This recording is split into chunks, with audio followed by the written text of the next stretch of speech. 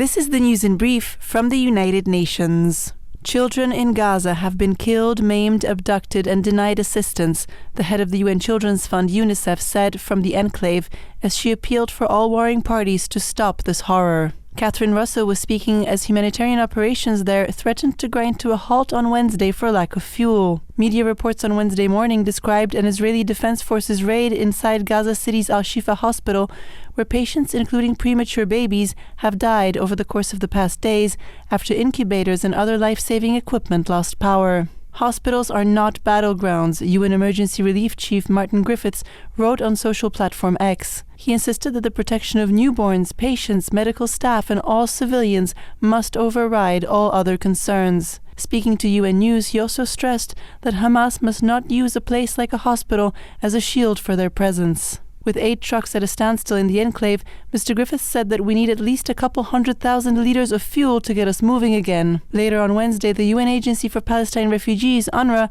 said that it received just over 23,000 liters of fuel, but that the Israeli authorities had restricted its use only to transport aid coming via Egypt and not for the overall humanitarian response.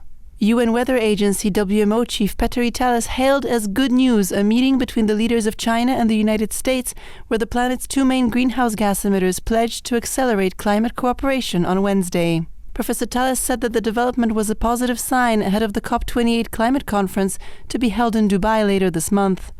He stressed that the superpowers can drive change at a time when action was beyond urgent. According to latest data from the UN Meteorological Agency, greenhouse gases in the atmosphere reached a new record high last year, and carbon dioxide (CO2) levels were a full 50% above the pre-industrial era for the first time, with no end in sight to the rising trend. This will mean further temperature increases and more heat waves, extreme rainfall, glacier melt and sea level rise, with disastrous consequences for people and planet, WMO said. The UN agency said earlier this month that 2023 will almost certainly be the hottest year on record. Given the long life of CO2, WMO warned that the temperature level already observed will persist for several decades, even if emissions are rapidly reduced to net zero. WMO reiterated calls to reduce the consumption of fossil fuels, and Professor Talas highlighted the rise in the use of renewable energy worldwide as the other good news. Pakistan must suspend expulsions of Afghan nationals and ensure protection for all those who may face persecution and torture when returned to Afghanistan, UN Human Rights Chief Volker Türk said on Wednesday.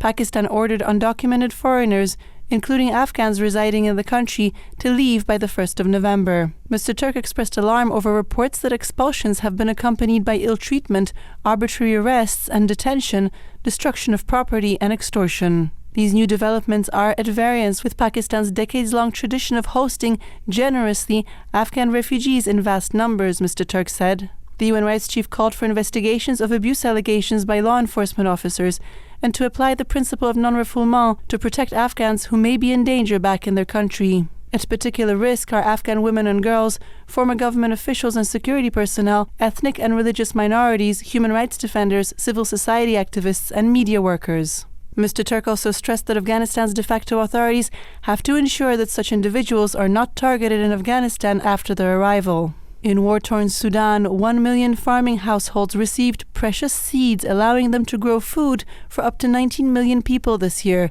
the UN Food and Agriculture Organization FAO said on Wednesday. FAO said that it provided nearly 10,000 tons of seeds for the critical planting season from June to September, enabling farmers to cultivate crops amid the ongoing conflict at a time of skyrocketing seed prices. More than 20 million people in the country face crisis levels of acute food insecurity. Animal disease outbreaks are also on the rise and could lead to significant livestock losses, FAO said. The UN agency has been supporting animal health through vaccination and treatment and will be providing pastoral households with milking goats that are crucial to preventing malnutrition in young children. To urgently scale up its support, FAO said that it still needs almost 80% of the funding required under the revised Sudan humanitarian response plan for this year, or some $75.4 million. Dominika, Tomaszewska-Mortimer, UN News.